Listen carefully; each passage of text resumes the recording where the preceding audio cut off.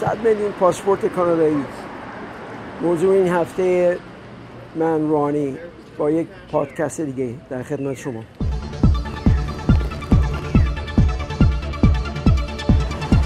من رانی با یک پادکست دیگه در خدمت شما هموطنان عزیز.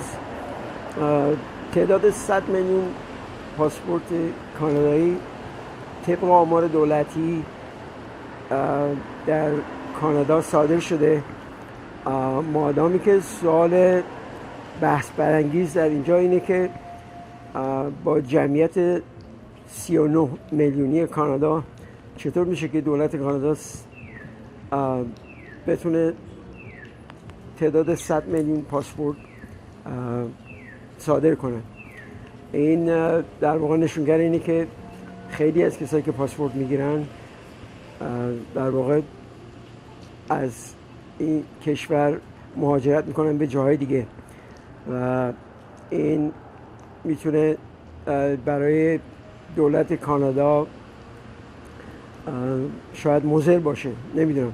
این سوالیه که دوست دارم از چند نفر از کانادایی ها، چه حالا ایرانی چه کانادایی، این بحث رو شروع کنم تا ببینیم نظر اینا در این رابطه چیه.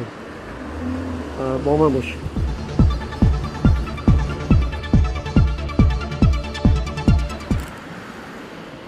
با یکی از دوستان از منطقه نورت ونکوور هستم.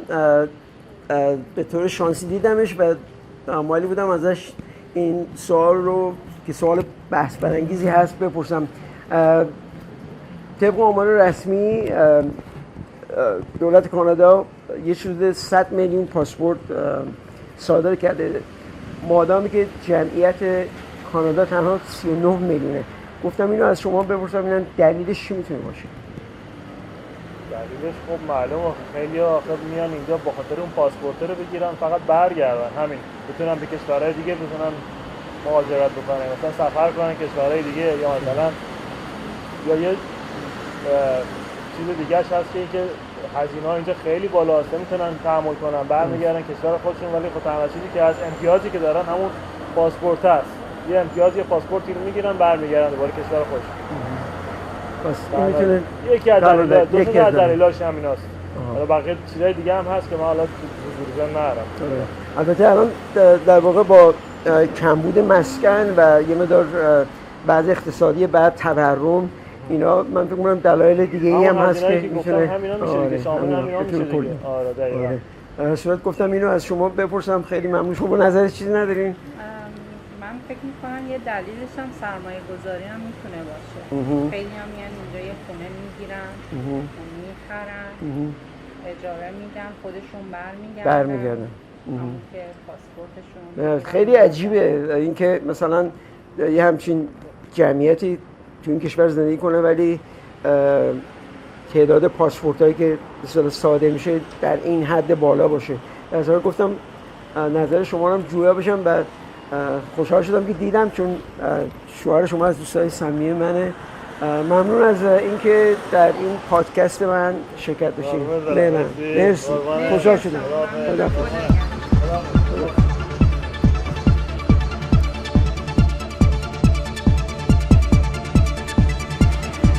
Here I am with two amazing people.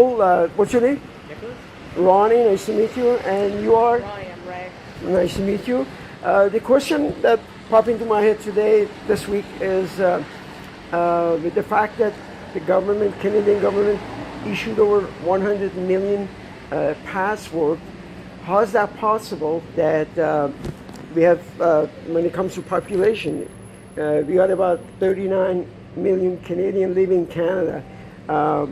What does that mean? What does this say to you? How's that possible, basically, if we have over 100 million passports issued? How come, like, where are the rest of the people?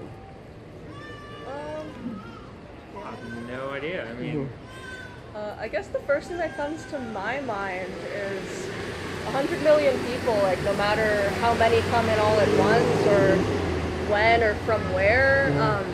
I mean, we're dealing with a huge housing crisis here in Canada, like not just in Vancouver, where it's the most expensive place to live, but just in general, like anywhere in Canada. We're already dealing with a huge housing crisis here, where people that live here, were born here, especially like a high population of Indigenous people that have been here for thousands of years, have been like turned away by the government, by the federal, by the provincial, by like the municipal governments. There's really little to no aid to help the people that are already here, to find secure housing, to find a place to like get back up on their feet in like unfortunate circumstances. It is.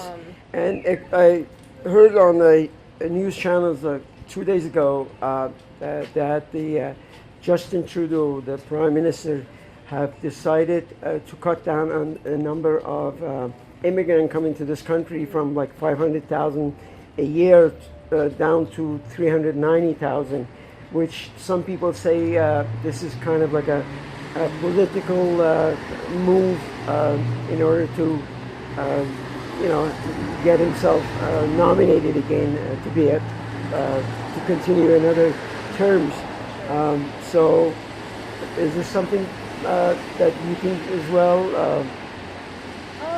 Definitely something I keep my eye on. Like, I come from a family of immigrants myself, so I mean, we came here early in the 80s, when the population of immigrants wasn't nearly so like flowing as it is now. So I mean, personally, I have no problem with immigration. It's just a matter of when people get here, how can we support them when on top of that we already have so little support for the people that have lived here. Yeah, compared to those years, like the inflation wasn't as bad, economy wasn't as bad as it is now, and things were not as expensive as it is now. Totally. I just want to know what you think about this issue that we have with economy issues, inflations, and how people are, leaving Canada. Some thousands of them. Like I heard there was a case where some 1,100 people moving to Florida, the province of Florida, every day. 1,100 Canadian move to Florida every day. So, and that is like a big issue, I guess, for so many trying to deal with this situation and how things are so expensive in Canada, and particularly in Vancouver. Anyway, thanks for your time. I appreciate it. Nice to meet you, and good to see you, and thanks for your time. Thank you. Bye.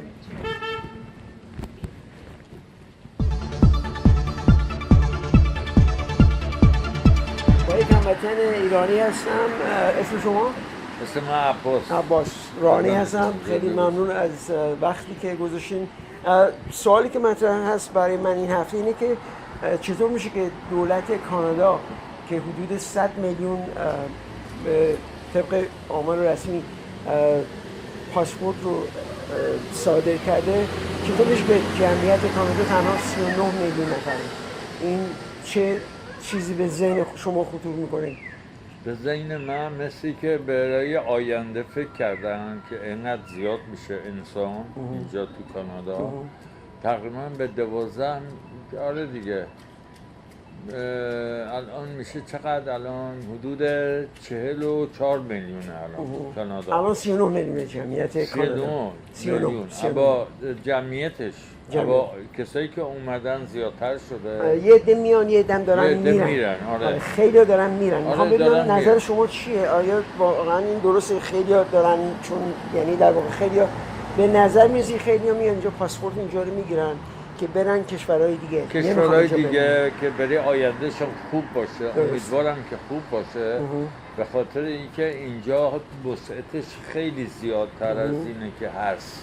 یعنی جمعیتش باید بالای 200 میلیون به خاطر وسعت 400 کشور میلیون بشه به وسعتش. اما چون که هواش یه خورده فرق پس داره و دلیل اینا یکی از دلایلش میتونه باشه. دلیلشه.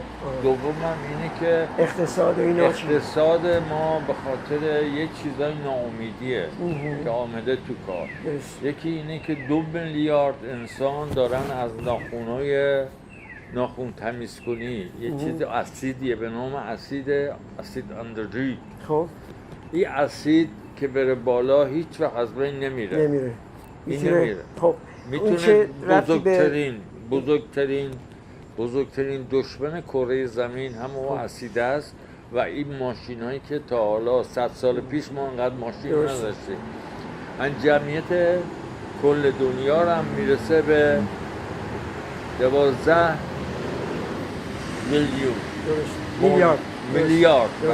حالا در رابطه با کانادا میخوام بدونم دلیلش چیه؟ دلیلش اینه که مردم میان اینجا و اقامت میگیرن میرن جای دیگه جیب زدین.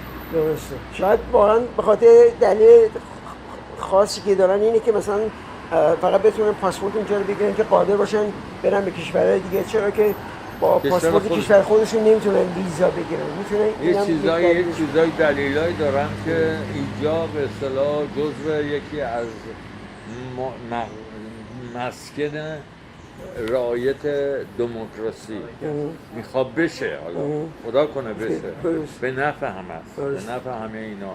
یکیش هم احترامه. احترام گذاشتن به انسان ها هم دیگه اینجا باید یاد بگیرن. اینجا دانشگاه داره UBC رکبیچ. خیلی خوشحال شدم، ممنون از وقتتون. به شما روز بخیر میگم. تا خیلی ممنون. مرسی. ممنون. خداحافظ. میبینم حتما.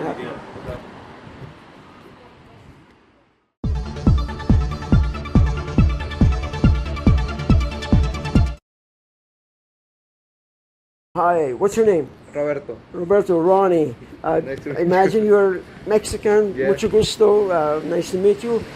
The question that I have for you for this week's podcast is, according to survey, we have over the Canadian government issued over 100 million passports, and yet when it comes to population, we have only 39 million people live here.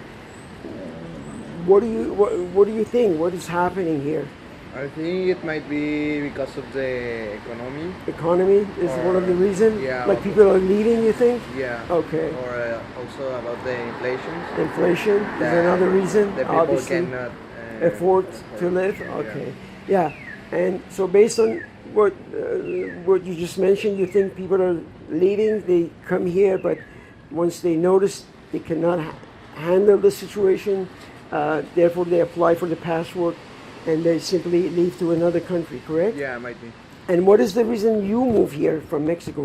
Because I'm here to study 1 year. Studying, you're studying. And what do you think? Are you planning to stay here once you finish studying, or are you thinking to go back? No, I'm thinking to go back to Mexico. Go back to Mexico? Yes. Obviously, Mexico is a better country to live when it comes to expenses, correct? Yeah. Yeah. Yeah. That's what I went to Mexico, so I know things are a lot cheaper Yeah, than here it's so expensive. It's expensive. Thank you very much for Yeah, your time. thank you. You have a lovely day. Thank you. Bye now. ممنون از اینکه مهمون پادکست این هفته من بودید. شما رو به خدا بسپارم تا پادکست بعدی.